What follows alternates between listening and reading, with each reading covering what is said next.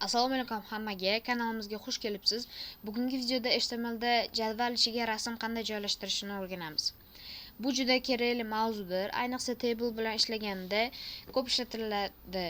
Hozir ekranda sizlar ochilgan VS Code'ni ko'rib turibsizlar. Shu VS Code'da biz jadvalni ichiga rasm joylashtirishi kodlarda qilib ko'ramiz. Keyin boshlaymiz. Birinchi bo'lib table yozamiz. Table va uni borderini bir qilamiz. Va undan keyin keyingisi esa tira yozamiz. Bu jadvalni hisoblaydi. Bu jadval hisoblanadi. Tira.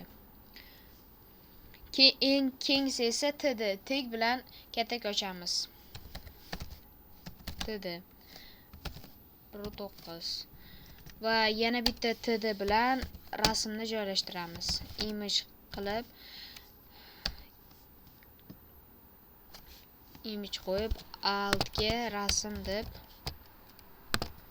altga rasm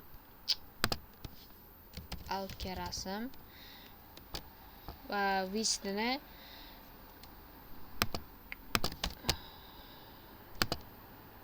200 qilamiz. 200. Bu yerda image rasm chiqaradigan tagdir. src esa bu rasm manzili. Masalan, image png qilganmiz biza. Alt esa bu rasm ochilmasa yozuv chiqadi. Width bu rasmning kengligidir. Oxirida barcha taglarni yopamiz. Bizda yopilib bo'lgan. Keyin endi laser qilib natijasini ko'ramiz.